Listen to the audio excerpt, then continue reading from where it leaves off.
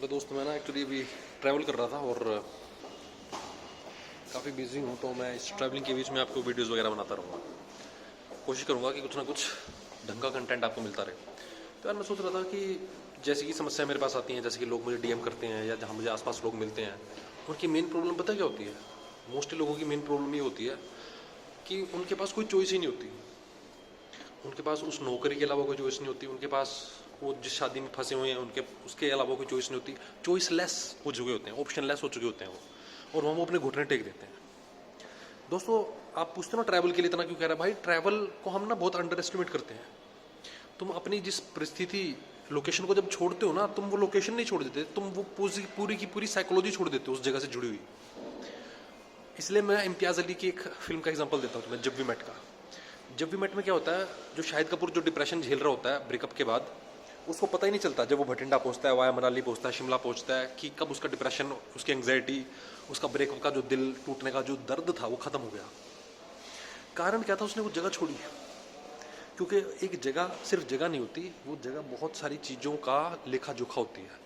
आप जिस कमरे में बैठ के पढ़ाई कर रहे हो ना, आप जिस कमरे में बैठकर सो कॉल्ड घर वालों की देख रेख में काम कर रहे हो, तैयार कर रहे हो अपने आप को, पढ़ाई कर रहे हो या जो भी अपना काम कर रहे हो, नौकरी कर रहे हो, वो जो आपका बेडरूम है ना, जब आप वो छोड़ते हो, जब आपका वो ऑफिस है ना जिसमें आप 5 साल से गुथे हुए हो, वो जब आप छोड़ते हो, तो भाई बहुत कुछ छूटता है। वो सारी की सारी मानसिकता छूटती है, वो छोटी सोच छूटती है, वो घटिया लोग छूटते हैं, वो समाज जिसने आपको पूरा का पूरा कैद कर रखा है। भाई मैं बाहर निकलता हूँ, एक अंकल का डेली का काम है, डेली का काम है उसका पूछना कि भाई शादी कब कर रहे हो? शादी भाई दाढ़ी की तरफ मत देखना भाई।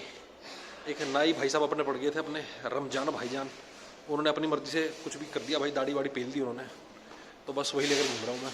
अपनी मर्जी से किया जा रहा है 1100 का बिल बनाने के बाद, जो कोर्स मैंने दिया नहीं। तो इस तरह की, जो अगर मैं उसी शहर में होता तो मुझे ये नाई भी नहीं मिलता जो मेरे साथ 1 घंटा बहस करता रहा, क्योंकि वो मुसलमान था भाई अपना, और वो बात करता रहा कि मैं ज़्यादा नमाज के पक्ष में नहीं हूँ, मैं नहीं जाता। मैंने कहा अच्छी बात है भाई, होना भी नहीं चाहिए। कहता लेकिन फिर भी 10 दिन में एक बार चले जाना चाहिए, 15 दिन में एक बार चले जाना। मैंने कहा क्यों चले जाना चाहिए भाई? उसके पास फिर एक और बंदा आया, इस्लाम भाई करके कोई बंदा आया उस नाई के पास। वो कह रहा भाई नमाज का टाइम हो गया, तुम गई नहीं आज। मैंने उसको कहा, मैंने कहा भाई जाने की जरूरत नहीं है। वो चौड़ा हो गया, कहता ऐसे कैसे जाने की जरूरत नहीं है भाई, आपको पता है ये कितनी जरूरी चीज़ है नमाज हमारे लिए। मैंने कहा भाई नमाज आपके लिए ज़रूरी चीज़ नहीं है। अगर आप ये नहीं पढ़ोगे ना, तब भी आपका काम हो जाएगा। आप में से ये कोई भी पढ़े एक दिन, पूरे साल में एक दिन भी ना पढ़े, तब भी आपका काम वैसे का वैसे ही होगा, बल्कि बढ़िया होगा। कहता है ऐसे कैसे हो जाएगा? मैंने कहा उसमें क्या पढ़ाया जा रहा है आपको?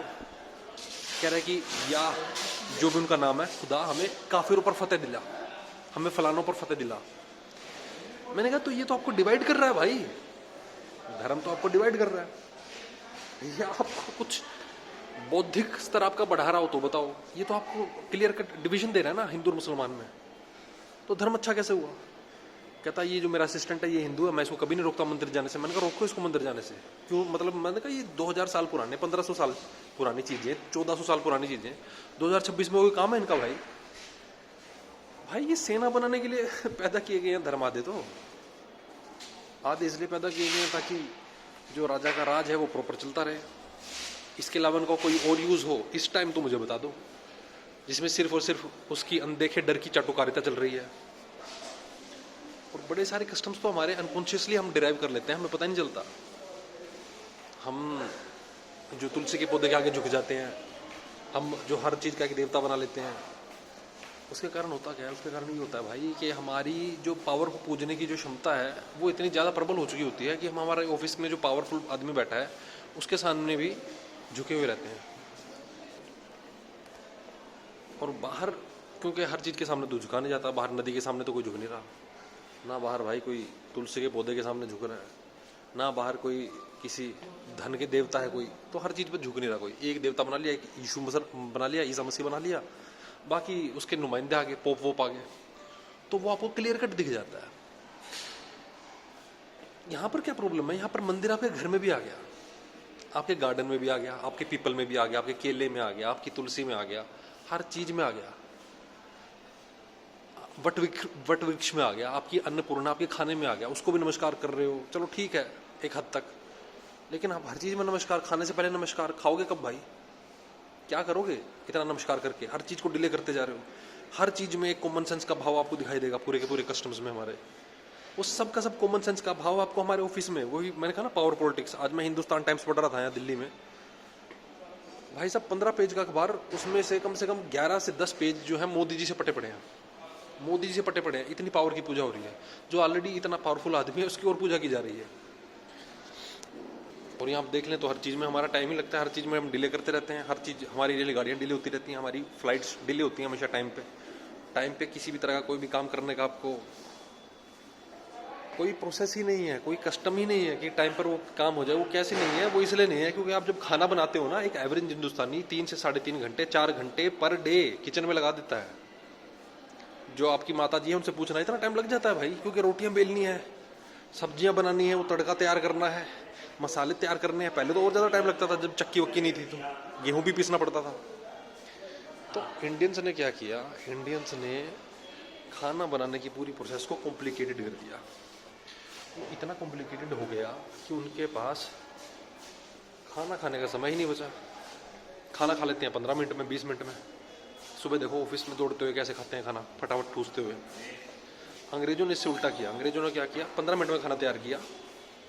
रा सैलड, रा पनीर, ये सब उन्होंने खाना बनना स्टार्ट किया। और उसके बाद 1 घंटा आराम से बियर, वाइन, गप्पबाजी करी और खाना बड़े तसल्ली बख्श तरीके से खाया। इससे उनका फैमिली टाइम भी पूरा हो गया। यहाँ पर हर चीज़ में एक दूसरे के गूथड़ों में, पाथड़ में घुसे रहते हैं, मामलों में दखलंदाजी करते रहते हैं और खाना बनाने में 4-4 घंटे लगाते रहते हैं। असल बात को करता है नहीं जो डाइनिंग टेबल पे करनी चाहिए, जो रिश्ते को और सुलभ बनाती हो, जो रिश्ते को और कॉन्ग्रुएंट बनाती हो और फ्लुएंस बनाती हो। तो ये दिक्कत हुई हमारे पूरे समाज के साथ। हर चीज़ में हमने, आप देखोगे कॉमन सेंस की कमी, हर चीज़ में आप देखोगे कॉमन सेंस की कमी। खाना बनाने में कॉमन सेंस की कमी है, पूजा पाठ में कॉमन सेंस की कमी है, रिश्तेदारी में कॉमन सेंस की कमी है। जिस चीज़ को सबसे इजी होना चाहिए, जहाँ पर खुले बात करने का आधा घंटा आना चाहिए कि आपके दिल में जो कुछ है, जो भी आपका स्ट्रेस है, रिश्तेदारों से जो स्ट्रेस है वो तो सबसे पहले बताओ, ऑफिस का जो स्ट्रेस है वो भी बताओ, दुनिया और समाज से जो तुम्हें फालतू के ताने सुनने को मिल रहे हैं वो एक बार रिलीव कर दो। ये थेरेपी सेशन होना चाहिए हर फैमिली में। मैं इफ़ आई गेट मैरिड, मैं तो ये करूँगा एक थेरेपी सेशन भाई, हर रोज आधे घंटे का। तुम मेरे बच्चों, मुझे बताओ यार क्या तकलीफ है तुम्हें, खुल के बताओ। बिल्कुल जजमेंट नहीं होगी, बिल्कुल जजमेंट नहीं होगी। नो जजमेंट आर बनाऊंगा मैं उसको। इस पूरे घंटे में हम सिर्फ बात करेंगे एक दूसरे के साथ। बताओ क्या चीज़ तकलीफ दे रही है तुम्हें, बताओ मैं तुम्हारी कैसे हेल्प कर सकता हूँ एज एन एल्डर, बताओ। क्योंकि एज एन एल्डर तो मेरा ये फर्ज होगा ना, या ये फर्ज होगा कि इसको गुलाम बना दूँ, बीड़ियाँ डाल दूँ उसके पैर में। नहीं, अब तो ये हो गया बेटा, अब तो ऐसे ही करना पड़ेगा, अब तो ये कैरियर चुन लिया तूने, मरवाता रहा अपनी उसी मेट्रो में रोज 4-4 घंटे ऊपर से नीचे अप डाउन करता रहा। ऐसा नहीं होना चाहिए ना दोस्त। ऐसा घटिया कस्टम क्यों बनाना जो अपने ही परिवार को, अपने ही समाज को और गुलाम बना दे। तो इन सब चीज़ों की शुरुआत करनी पड़ेगी हमें दोस्तों, धीरे धीरे ही सही। आई डोंट नो वीडियो की क्वालिटी कैसी होगी। मैंने विदाउट माइक बनाई है, विदाउट एनी सेटिंग बनाई है। आई होप जो भी हो तुम्हें ठीक ठाक दिखाई दे रहा हो। समय देने के लिए धन्यवाद दोस्तों। वीडियो अच्छी लगी हो, व्यू पॉइंट्स अच्छे लगे हो तो चैनल सब्सक्राइब कर लेना, लाइक शेयर कमेंट, एंड मिलते हैं बहुत जल्दी। धन्यवाद। वंदे मातरम।